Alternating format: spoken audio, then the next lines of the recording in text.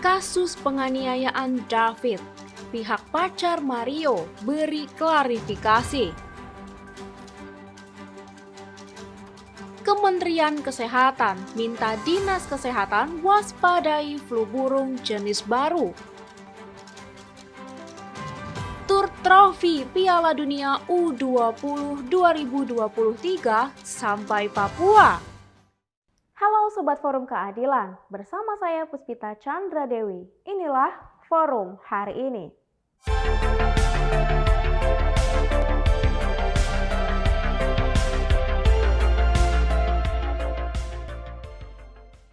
Sidang kasus obstruction of justice Cuk Putranto digelar pada Jumat 24 Februari 2023 di Pengadilan Negeri Jakarta Selatan. Cuk Putranto dijatuhi vonis hukuman 1 tahun penjara dan denda 10 juta rupiah subsidiar 3 bulan penjara. Menjatuhkan pidana kepada terdakwa Cuk Putranto SIK oleh karena itu dengan pidana penjara selama 1 tahun. Cuk Putranto terdakwa kasus obstruction of justice atau perintangan penyidikan dalam pembunuhan berencana terhadap Brigadir Nofriansyah Yosua Huta Barat divonis hukuman 1 tahun penjara.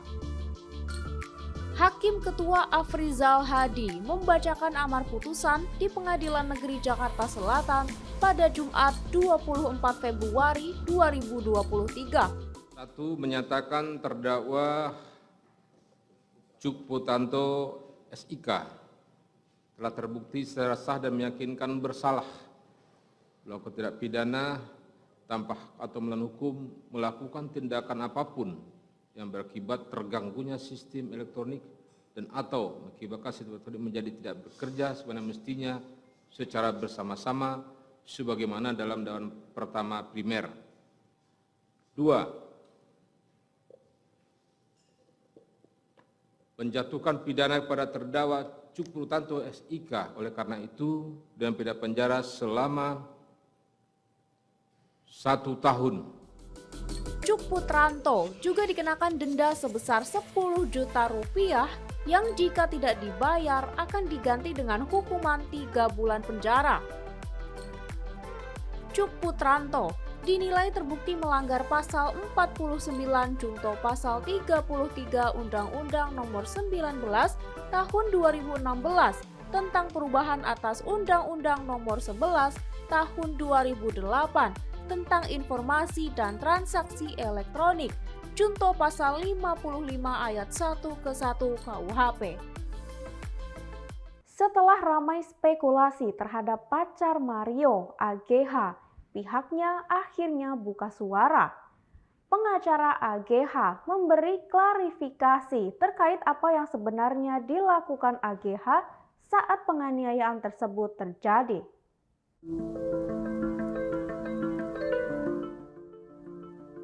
Pihak perempuan berinisial AGH dalam kasus penganiayaan yang dilakukan Mario Dandi Satrio kepada Kristalino David Ozora akhirnya buka suara.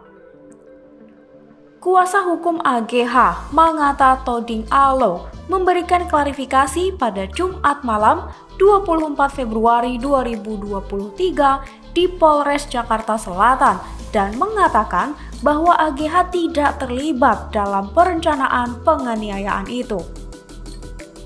Mangata menyebut AGH bahkan tidak menyangka jika Mario akan menganiaya David. AGH bahkan telah memperingatkan Mario agar tidak melakukan hal-hal aneh kepada David. Mangata juga membantah isu AGH yang dikatakan sempat bersuah foto di atas tubuh David yang sudah tidak berdaya setelah dianiaya Mario. AGH hanya memegang kepala David dan menunggu di samping tubuh David setelah penganiayaan tersebut. Bahkan menurut Mangata, pemilik rumah di sekitar tempat kejadian melihat hal itu. Sama sekali tidak tahu kejadian ini akan terjadi begini. Awalnya dia hanya dijemput oleh tersangka dari Dandi dan akhirnya dia sudah 2 kali, bahkan 3 kali kalau nggak salah dia ingat, tapi di BAP ada 2 kali dia mengingatkan untuk tidak melakukan hal-hal yang tidak diinginkan. Jadi sudah diperingatkan. Kami juga mau klarifikasi saksi dia dengan rasa kemanusiaan, dia memegang tangannya, tangan kirinya memegang David karena dia sedih dengan kejadian ini. Dia memegang kepalanya dan akhirnya menunggu, dan ini disaksikan oleh yang punya rumah di situ, beberapa orang di situ. Jadi dari kemarin kami memang mengapresiasi Pak Kapolres, Pak Wakasat Reskrim, dan Ibu Kanit atas pengungkapan ini, dan akhirnya kami harus berbicara juga. Dari kemarin kami mendampingi saksi Agnes, saksi anak, dan ini memang di bawah umur. Kami juga mengultimatum untuk pihak-pihak dan teman-teman media tolong diluruskan lagi cerita-cerita, bahkan teman-teman buzzer juga untuk tidak menyudutkan saksi anak ini. Saksi anak ini juga kami sudah laporkan ke KPAI untuk ada tindakan-tindakan menjaga saksi kami ini, klien kami ini, agar nama baiknya dipulihkan kembali. Yang kedua, kami juga akan mengklarifikasi ke pihak sekolah. Nanti kemungkinan hari Senin atau Selasa kami akan ke sana dengan undangan sekolah, karena dia nyaris di DO karena kejadian ini. Jadi benar-benar saksi Agnes ini tidak ada niatan dan sangat menyayangi David sebagai manusia, karena ini adalah temannya dia, dan dia benar-benar pose selfie itu sangat tidak benar, dan untuk menyuruh melakukan pun tidak mungkin karena dia masih di bawah umur dan dia tidak ada niatan untuk itu. Saksi APA juga sudah mengakui barusan, dan seperti diterangkan oleh Pak Kapolres juga sudah menyampaikan hasil yang disampaikan oleh keterangan dari pihak saksi APA ini, bahwa klien kami Agnes tidak melakukan hal-hal yang tidak diinginkan yang seperti dituduhkan di media sosial. Sekali lagi kami mensomir dan memperingatkan pihak-pihak yang sudah membuat berita yang tidak benar terkait klien kami ini. Mungkin itu aja, Bang. Kenapa kemudian terjadi pengeroyokan, artinya terjadi kekerasan itu?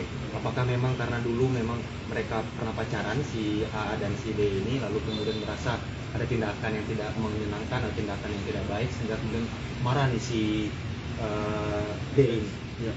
Jadi memang dicek di BAP bahwa memang kami disampaikan oleh klien kami tidak ada niatan untuk itu, dan memang ini murni atas pilihan.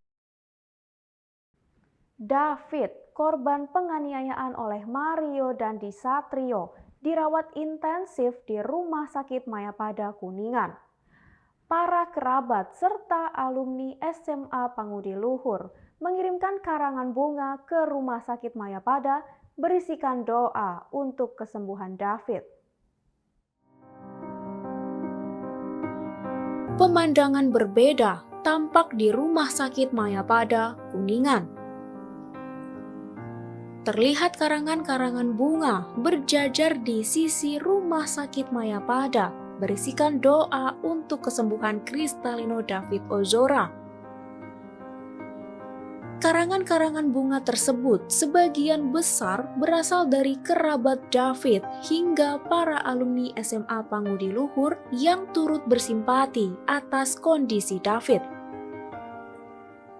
Saat ini, David sedang mendapatkan perawatan intensif di Rumah Sakit Mayapada akibat penganiayaan yang dilakukan oleh anak pejabat Ditjen Pajak, Mario Dandi Satrio.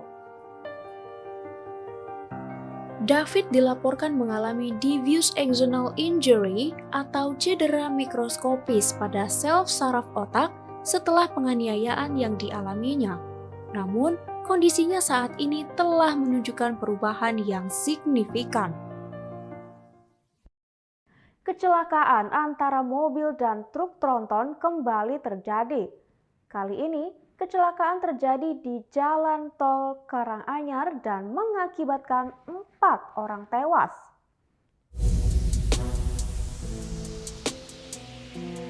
Kecelakaan maut terjadi di Tol Karanganyar. Kecelakaan tersebut terjadi di Jalan Tol Solo Kertosono, kilometer 512-800, jalur B, Desa Karangturi, Gondang Rejo, Karanganyar, Jawa Tengah, pada Sabtu 25 Februari 2023 sekitar pukul 3:15 waktu Indonesia Barat.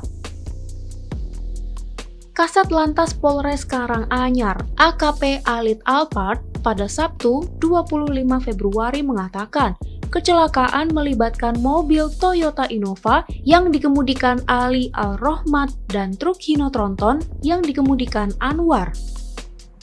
Akibat kecelakaan maut itu, 4 orang dilaporkan meninggal dunia dan 5 lainnya mengalami luka. Korban meninggal diketahui adalah 2 anak dan 2 cucu Kiai Haji Solihun, yakni ulama asal Geger, Girirejo, Tegalrejo, Magelang. Mereka adalah Ketua Tanfidziyah MWC NU Tegalrejo, Kiai Haji Afan Mufti Hartoni, berusia 47 tahun, Anissa Munafisah, berusia 41 tahun, Azmi Diva Fasikan, berusia 6 tahun, dan Muhammad Amsal, berusia 4 tahun. Jenazah para korban dibawa ke rumah duka di Geger, Girirejo, Tegalrejo, Magelang. AKP Alit Alpart mengatakan, kecelakaan bermula ketika 2 kendaraan tersebut melaju dari arah Ngawi menuju Solo dengan posisi truk Hino Tronton yang berada di depan mobil Toyota Innova. Kemudian, pengemudi Toyota Innova diduga mengantuk lalu menabrak bagian belakang sebelah kanan truk Hino Tronton dan terjadilah kecelakaan tersebut. Kedua kendaraan tersebut mengalami kerusakan, khususnya pada mobil Toyota Innova yang ringsek pada bagian depan karena tabrakan yang cukup keras. Selain kecelakaan yang terjadi di Tol Karanganyar, kecelakaan juga terjadi di Tol Cipali. Kecelakaan tersebut mengakibatkan 5 orang tewas.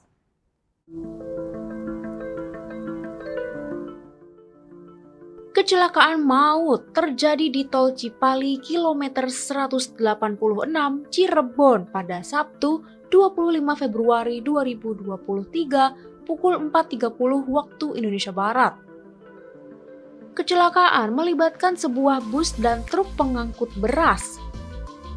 Kanit Gakum Satuan Lalu Lintas Polresta Cirebon, Endang Kusnandar, pada Sabtu 25 Februari mengatakan, kecelakaan bermula ketika bus Habibah Jaya Kencana melaju dari arah Cikopo menuju Palimanan.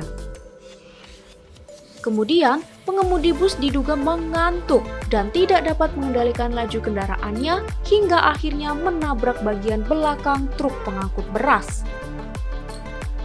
Akibat kecelakaan itu, 3 orang meninggal dunia di tempat kejadian dan 2 orang lainnya meninggal dunia di perjalanan menuju rumah sakit. Para korban yang meninggal dunia dibawa ke Rumah Sakit Umum Daerah Arjawinangun, sedangkan penumpang lain yang mengalami luka berat dibawa ke Rumah Sakit Mitra Plumbon. Saat ini, 2 kendaraan yang terlibat kecelakaan tersebut telah dievakuasi dan diamankan. Bule asal Australia tewas dihajar pemilik kafe. Dia dilempar kursi setelah mabuk berat dan bertingkah di luar kendali.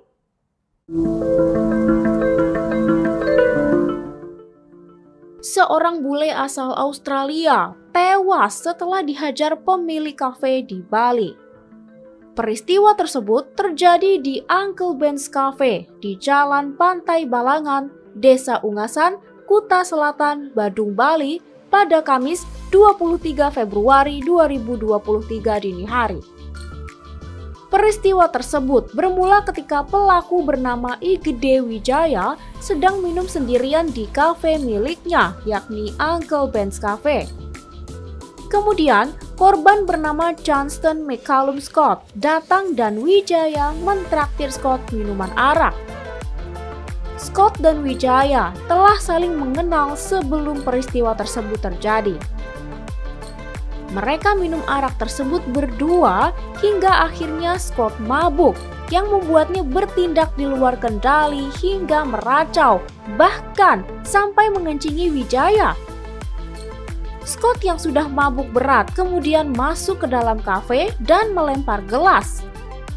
Menurut keterangan Wijaya dalam konferensi pers di Mapolsek Kuta Selatan pada Jumat 24 Februari, Scott yang terlebih dahulu akan melempar kursi kepadanya. Namun, sebelum Scott melempar kursi, Wijaya dengan cepat merebut kursi tersebut lalu memukulkannya ke kepala Scott. Akibat pukulan tersebut, kepala Scott mengeluarkan banyak darah dan juga mengalami luka sayatan di wajahnya. Scott dilarikan ke Rumah Sakit Bali International Medical Center Kuta untuk mendapat pertolongan, namun nyawanya tak tertolong. Kapolresta Denpasar, Kombes Pol Bambang Pamungkas mengatakan, motif pembunuhan adalah emosi sesaat pelaku karena korban yang berbuat onar di kafenya. Wijaya diamankan setelah menerima laporan dari istri Scott, Ninyoman Purnanti, yang saat itu mencari Scott yang tidak kembali ke villa tempat mereka menginap. Wijaya dikenakan pasal 338 KUHP tentang pembunuhan dengan ancaman hukuman 15 tahun penjara. Kementerian Kesehatan meminta mewaspadai kejadian luar biasa flu burung Clade baru di Indonesia.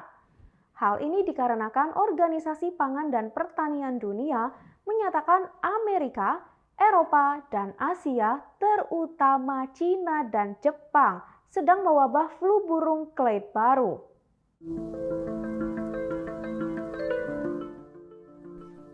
Organisasi Pangan dan Pertanian Dunia menyatakan Amerika, Eropa, dan Asia, terutama Cina dan Jepang, sedang mewabah Highly Pathogenic Avian Influenza atau HPAI subtipe H5N1 Clade baru 2.3.4.4b. Dirjen Pencegahan dan Pengendalian Penyakit Dr. Maxi Rain Rondowunu dalam siaran pers pada Sabtu 25 Februari 2023 mengatakan belum ada laporan tentang penularan flu burung Clade baru ini ke manusia. Meskipun belum ada laporan penularan dan risiko infeksi pada manusia masih rendah, pemerintah melalui Kementerian Kesehatan mewaspadai kejadian luar biasa flu burung Clade baru ini. Aturan kewaspadaan ini tertuang dalam Surat Edaran Dirjen Pencegahan dan Pengendalian Penyakit atau P2P Kementerian Kesehatan yang ditetapkan pada 24 Februari. Jika ditemukan kasus suspek flu burung Clade baru ini, Ditjen P2P Kementerian Kesehatan memerintahkan puskesmas untuk segera melapor ke Dinas Kesehatan Kabupaten atau Kota melalui sistem surveillance berbasis kejadian atau Event-Based Surveillance (EBS) dan Sistem Kewaspadaan Dini dan Respon atau SKDR. Menpora Zainuddin Amali ungkap akan gelar tur trofi Piala Dunia U20 2023. Tur trofi tersebut akan dilaksanakan di 6 kota penyelenggara dan 4 kota lain termasuk Papua. Tur trofi Piala Dunia U20 2023 akan dilakukan di 6 kota penyelenggara dan 4 kota lain termasuk Papua.